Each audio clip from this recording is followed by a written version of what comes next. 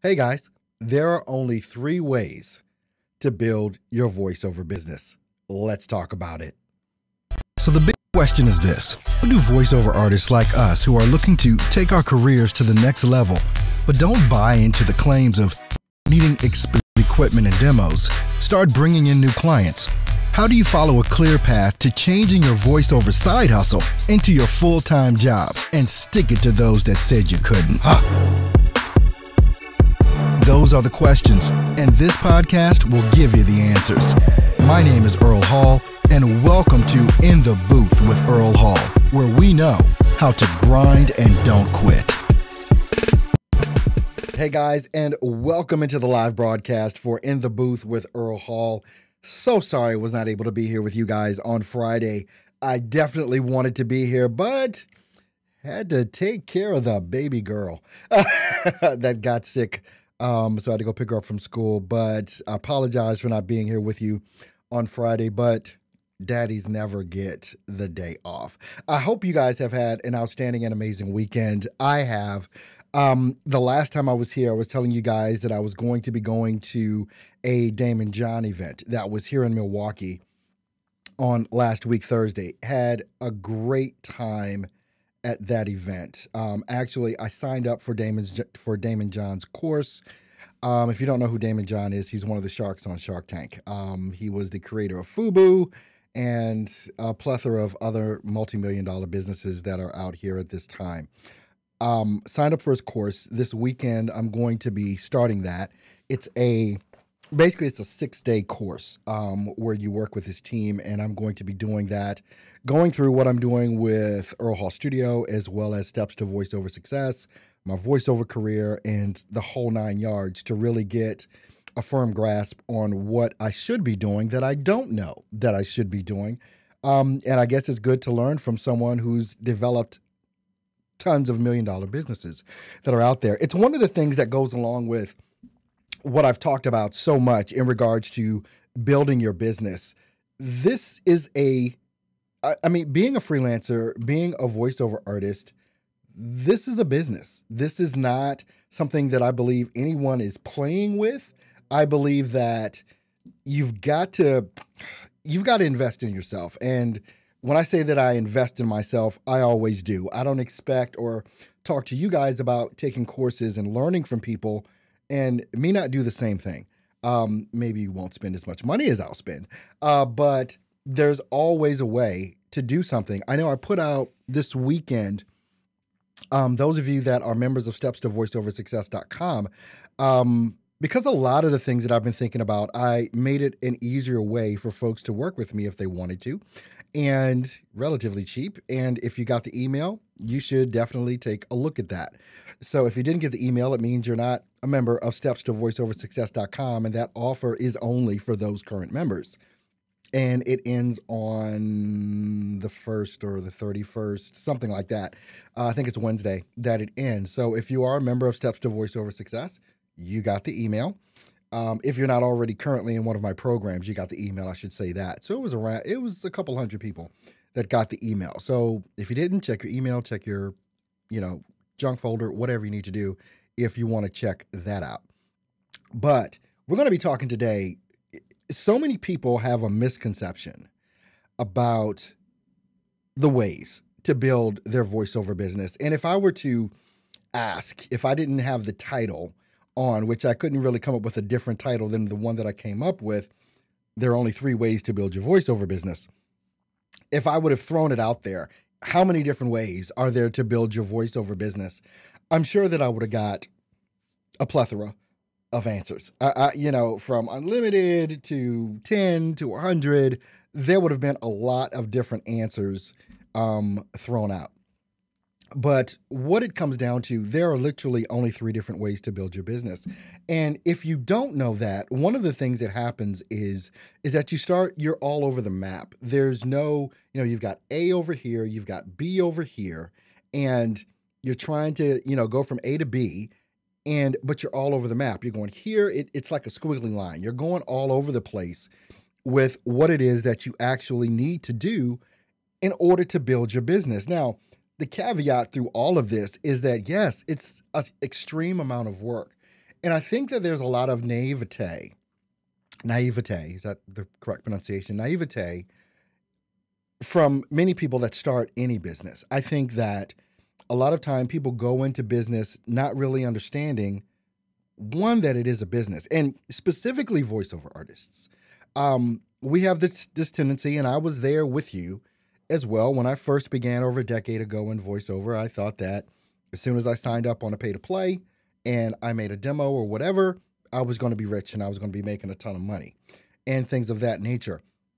And that's playing by the games and the rules that whoever has set those rules up and has set that game up. And so it's extremely hard when you don't have the information on how to start, build, and grow your voiceover business to really do that. And this is why I'm here Monday through Friday, 10 a.m. Central Standard Time, to show you how to start, build, and grow a successful voiceover career.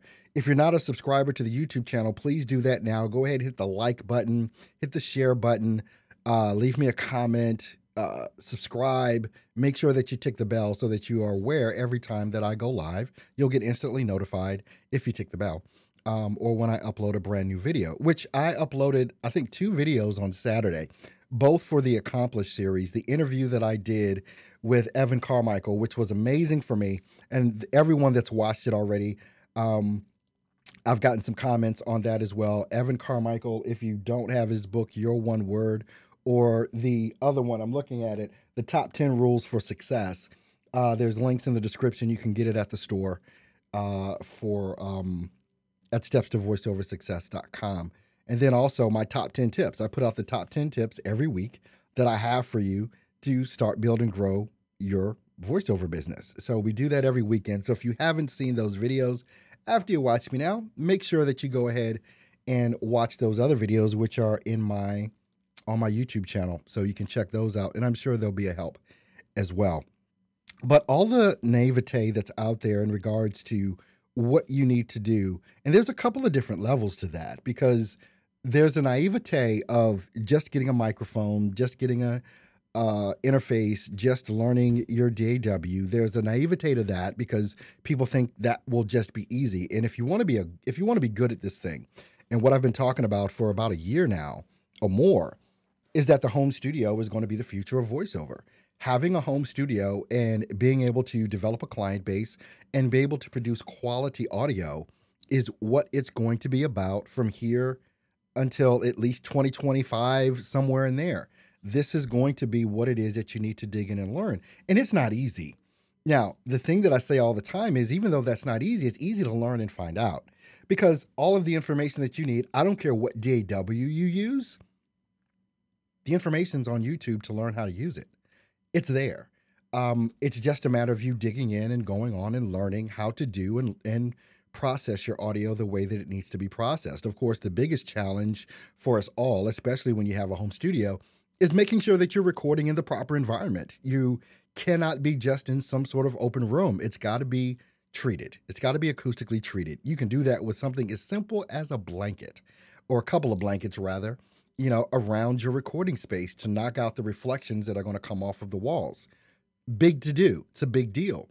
The other place where naivete plays a role is in, do you actually have the talent to do this? That is a big thing. Beyond, using a proper microphone, somewhere in the range of, around $150 to $200, having a proper interface and things of that nature, do you actually have the talent to do this? You got to have some real self-awareness about that. You producing or reading a script can't sound like you're reading a script. You've got to understand how to use your own personality and the natural way that you speak in order to deliver an appropriate script. Because nowadays, it's all about the natural read. It's all about the natural read and what your personality can bring to that. And if you don't have the skill to do it, it's something you can learn. It's just going to take you that much longer to do it. That's all. But if this is what you really want to do, is really what you have to figure out. The third part of the naivete that's out there is surrounded around marketing. What to do? How do I go and get these clients? Where are they? How do I find them? Interestingly enough, one of the things that I did this weekend is I signed up at Buldago, which I've heard so many people talk about. but I had never been there. So I'm pulling up Buldago now on my system because there's a wait. Nope, I'm still not approved yet. So I just did it. Actually, was it yesterday or was it Saturday that I signed up for Buldago? But it says it takes a few days in order to go through that. So it's another site that's out there in order for you to try and audition and get work. And let me just say this: the naivete that comes behind getting work is tremendous in some cases, based on some of the conversations that I've had. People will complain, well, nobody ever gets back to me. No one, tells me if they liked it or not. Well, they're not. They're there. If you're on one of these sites like Buldago or Upwork or even the pay to plays, you rarely ever, if ever, hear feedback from folks that you audition for. It just rarely ever happens. They select the person they want to select and they move on. And it's very subjective. You don't have a way to say, well, why didn't I get this job? Or, maybe if I do it a different way, can I get the job? You don't have that opportunity. You've got one shot. I'm thinking about that Eminem song, you only got one shot. Do not miss your chance to blow. Opportunity comes once in a lifetime. Lose Yourself is the name of the song. Okay, I'm not a rapper. Okay. But it's very, very true. And it's especially true for what it is that we do in voiceover. Getting the job is something that is so subjective. And some of you may have heard me say, you may have delivered a very, very good script, a very, very good read, audition, but your voice and sound didn't sound like the voice in the client's head. The client already knows what they want. They already have the sound that they're looking for. And through an audition process, that's all they're looking for. I need to find the person that sounds like the voice in my head. And that's what happens. And so it's completely subjective on all of that, especially when you're in a big ecosystem with, hundreds of thousands of voice actors that are out there and probably a couple of hundred, if not thousands, going after the same job that you're going for. So you've got to have a thick skin with all of this. So let's take a look. What are the only three ways that you're going to build your voiceover business? It's not a lot. It's three, but there's a lot within those three. And again, so many times people are all over the map and they're trying this and they're trying that. And it depends on what level you're at in your voiceover career. One of the ways, obviously, is to increase the number of customers. That's way number one, increasing the number of customers. So what does that mean? Increasing the number of customers means you're increasing the number of people that are buying from you. And when you're in this industry of voiceover, it is a complete numbers game. The more auditions you do, the more demos you send out, the more emails you send out, the more social media stuff that you do, the better chances or the better odds are that you can bring in some work at some point. So the first thing you can do is increase your number of customers.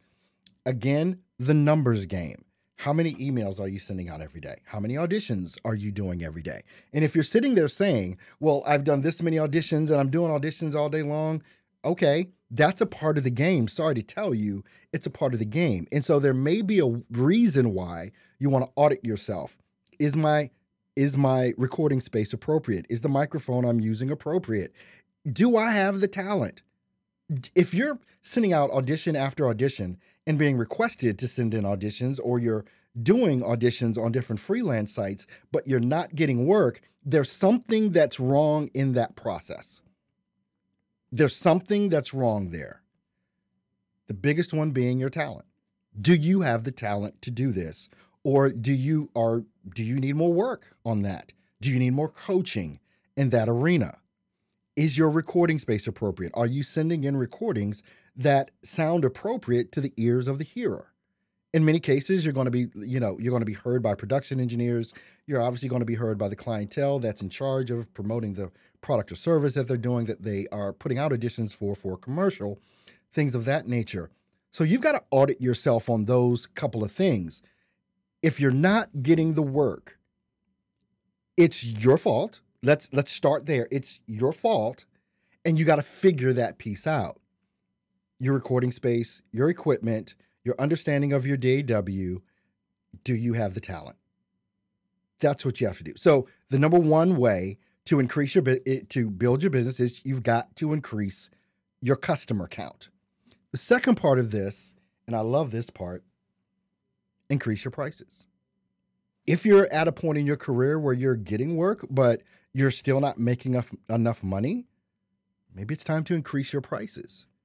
And I talk to people about this a lot that are hung up on Fiverr and things of that nature, wondering when they should move from a $5 price point, $20 price point, $50, $100 price point. One of the rock stars that I see on Fiverr, I never remember his name, but he starts out at $100. That's what he starts at, and he's making money. But there's a couple of reasons why he's making money is because he's going after the work. He has an appropriate recording space and literally has the talent. He has the talent to do this, and that's completely obvious with that. So the number one way, or way number one, increase your customer count. Way number two is increase your prices. Increasing your prices is something that is subjective for you. It's how you see yourself. It's what you value yourself at based on things like your talent and things of that nature. It's completely up to you what you charge. Let me repeat that. It is completely up to you what it is that you charge. It's not up to an industry standard. You can charge more than industry standard. If you can do it, you can. If you got the talent, you can. If you're brand new, does not mean that you can't charge industry standard rates if you have the talent and if you have the appropriate recording space. There's nothing. If you've got the talent and the chops and you understand how to process your voice there, I don't care if you start today, but you understand all of these things and you have the talent, there's nothing stopping you from charging as much as you want to charge for people to use your voice. Again, one of the biggest calling cards in this whole thing is going to be your demo. Do you have an appropriate demo? I did the show last week on, your demo, what you need to do in your demo. So you can go back and take a look at that show that we did on last week with that.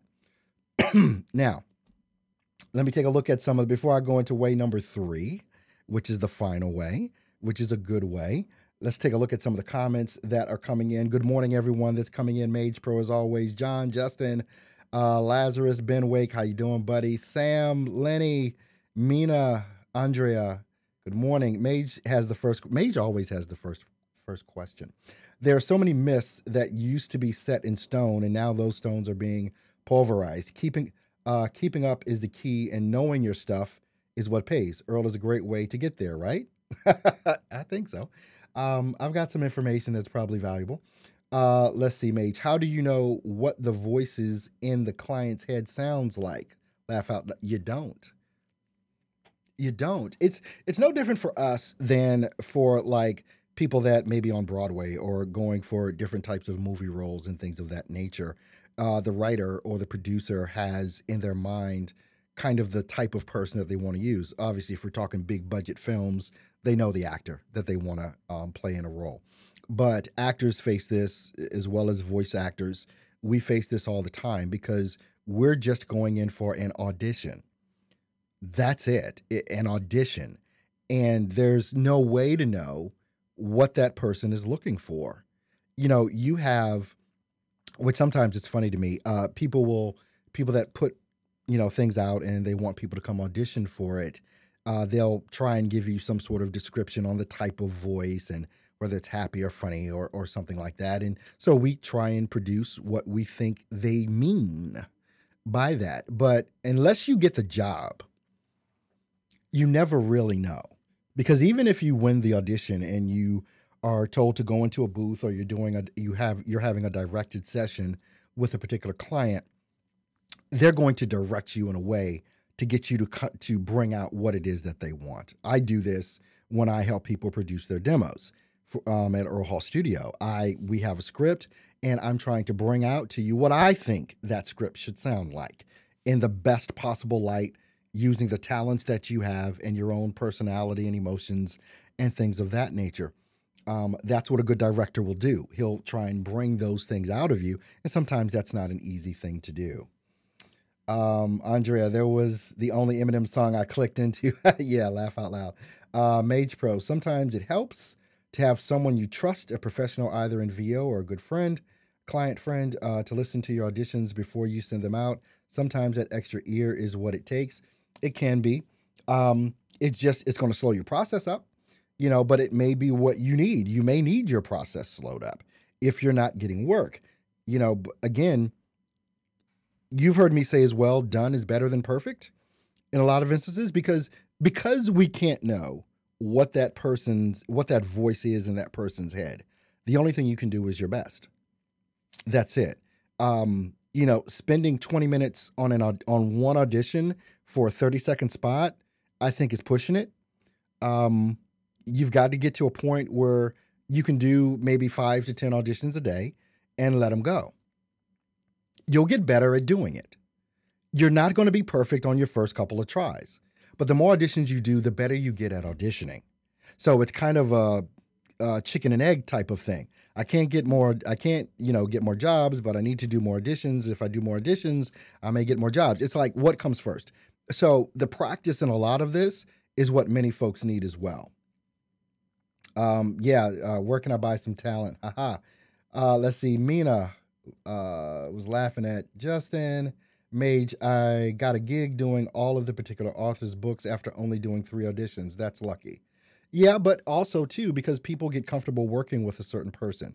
In some genres, you may get a client that they become a repeat client, and you'll do more and more work for them because they like what you do. And you are easy to work with. And they don't want to go through continual audition processes that they'll have to do as well. Ben is saying a great thing with voice acting compared to West End Broadway is you can send one audition off, then straight away move on to the next. Numbers matter. Yeah, totally agree. It is a numbers game, and it is something that's just a part of this beast. There's no way around it. There's no way around it. The people that you believe are successful in voiceover, and there are plenty of folks out there that are doing some great work in VO. They started from the bottom like everyone else did. And they built that client base. They built that reputation over time. And how, when, and where you start developing that reputation is important as well. And it's completely up to you. Do you want to be known as a freelance voice artist? As far as on the freelance sites, on the pay-to-play sites, do you want to be known as a voice actor that is out there sending the emails and they're developing client relationships and things of that nature, or both, or all? It just depends what you have it depends on your commitment level. It depends on what you're willing to commit to, knowing that this is going to be a numbers game. That is a hard truth. So the first way to get more clients is to increase the number of clients. Okay, so you've got to do some working, some grinding and don't quitting in order to do that. Second way is increase your prices to make more money. You can have the same number of clients, but each client is paying you more money. When you increase your prices, you're going to drop off some clients. It's inevitable, but it'll probably won't matter because you've increased your prices. So those few that you lost won't make a real big dent, or maybe it will, but it's all a testing process as far as what it is that you want to do. So 1, increase your number of customers. 2, increase your prices. And then the third way, which is the only other way to do this, is to increase the frequency of times people buy from you. That's it. Increase the number of times people buy from you. So how do you do that? Well, if you have clients that are producing 3 to 5 voiceover pieces a month, those are the types of clients you want. And they may increase their numbers that they're doing, and so they'll use you more and more. The clients that you've done work for before, people have short memory spans, especially for something like this, and many times where they believe that voiceover is a commodity. And that means that you're going to have to stay in contact at least once a month with the people that you've done work with, in order to stay at the top of their mind, to know that you're ready to go. You've got to be able to do that. And so many times, even though I've given these strategies and tactics and things before, I know that many of you don't do it, which is completely up to you. This is work. This is a lot of work. There is no other way for you to make more money in voiceover other than these three ways. Increase the number of customers you have, increase your prices, or increase the frequency of times people purchase from you. Those are the three influxes of money that you have. Now, can you do that on different sites? Sure, you can. You can be a member of this site, that site. Like I said, I just joined Bodoggo over the weekend, doing, Facebook marketing, Twitter marketing, Instagram marketing. Sure, that's a way to increase your customer. There's a lot of different ways to do things within each of these things that I've listed within these three things. Increase your customer number, increase your price, or increase the frequency of times people purchase from you. When you kind of compartmentalize it that way, I believe it can become a lot easier. So where do you need to focus? Do you need to focus on getting more customers? Do you need to focus on raising your prices because you have a decent customer base, but you need to make more money from that customer base? Or do you need to increase the frequency of times that people purchase from you? Now, this can be done by selecting a certain type of client. Like if you're in radio or something like that, and they constantly need new commercials done because they have people coming up, or you're doing imaging for a radio station, something like that, or you're working with a television station or something like that, that is constantly producing things. So maybe a part of the strategy that you might want to have is increase the number of customers you have by looking for specific types of customers that will increase your frequency of work that you're doing, because they're doing more and more work all the time. Okay? All right, I'm going to take your questions now. We've got about 3 minutes left in the broadcast for today. Andrea is saying, I'm pretty new to audio engineering side of the biz. How can I be sure the audio setup is correct and proper? Andrea, there's tons of videos on there.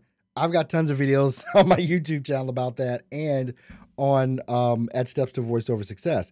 But the thing about that whole thing with making sure that your recording space is set up appropriate and proper is one thing. Out of the whole chain of events, from your recording space to learning your DAW to do you have the talent, setting up a recording space is probably the most easiest thing to do, because all you need is a couple of blankets.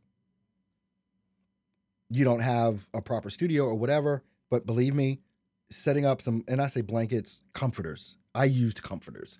You can use those packing blankets, those ugly blue packing blankets, getting those.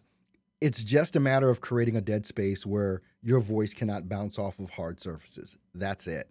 There's not a lot of science that goes into this, or this is not rocket science. That's the easiest thing to do. The second part of that is understanding your DAW, how to process your voice appropriately. There's tons of information out there. It's some of the things that I teach within Steps to Voiceover Success. That information is there. If anyone wants to join up at stepstovoiceoversuccess.com, I think right now it's $97 a month to be a paid member and to have complete access to everything on the site. Anyone can obviously join for free and get some information, but that more in-depth information is, it's there if you want to go get it. If you don't want to, pay to be a member of a site, you're going to have to dig in and find that information, which is there on YouTube, but it's going to take you researching that and figuring that piece out. Because the thing about your recording space, your microphone, your voice, it is so completely unique that there is no overarching thing to tell someone, because everyone has a different type of recording space. Someone may have something a little larger, whatever, use different materials, and I can hear it once if I'm working with you, and I can hear a lot of the things that you may want to pay attention to and do differently. But those are your options for that. Andre has also done, let's see, what is Mage saying? Not exactly a shotgun or mud to the wall approach, but to start, it's not a bad way to go until something clicks. See, I think there was another question. Boom. Mage is giving Andrea some advice. Thank you, Mage Pro. Thomas. John, hey, Earl, have you ever dealt with a client that is avoiding you? I've done the VO, not responding to emails. No, I haven't had that issue before, which is ironic that I haven't, considering the level of work that I do. Um, but maybe it's time for a phone call as opposed to email.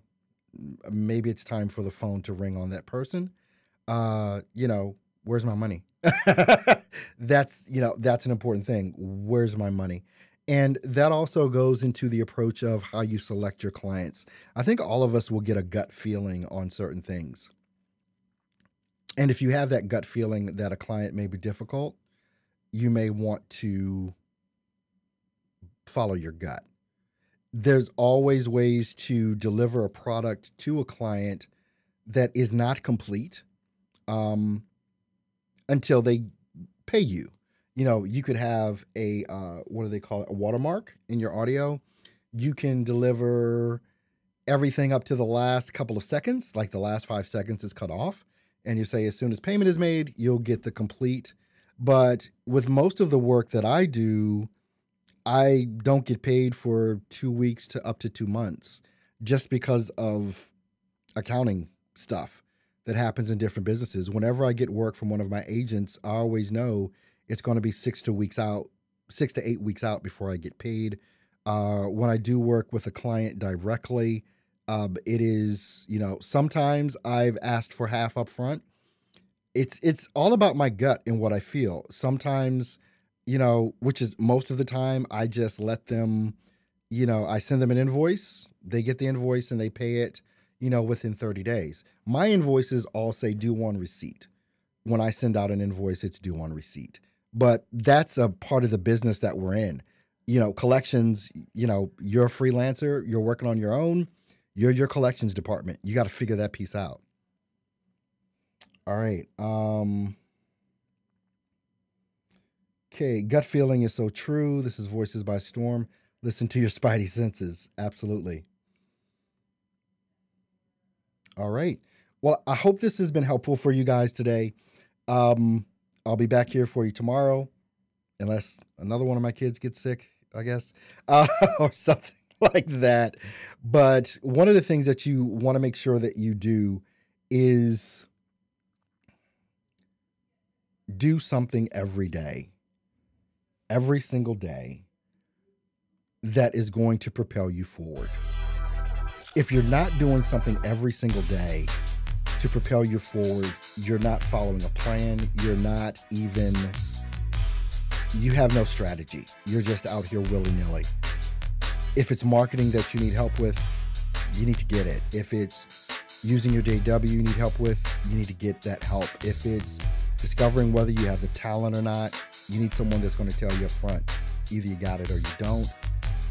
But even with that, if this is your dream, you got to pursue it, regardless of me, lottie-dottie, anybody that tells you you don't have the talent. But if you believe that this is what you want to do, you got to do everything that you can do to go out there and acquire the talent, the skill, the knowledge, and all of that.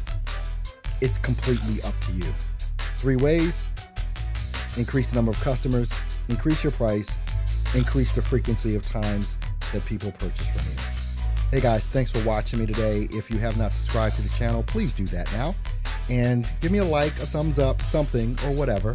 And also, after this broadcast comes up live again, I would appreciate it, or comes up again in the recorded session, I would appreciate it if you share it and leave a comment as well.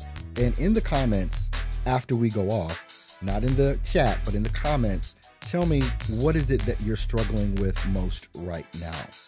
Thanks for tuning in, and I'll see you guys tomorrow, 10 a.m. Central Standard Time. Love you guys.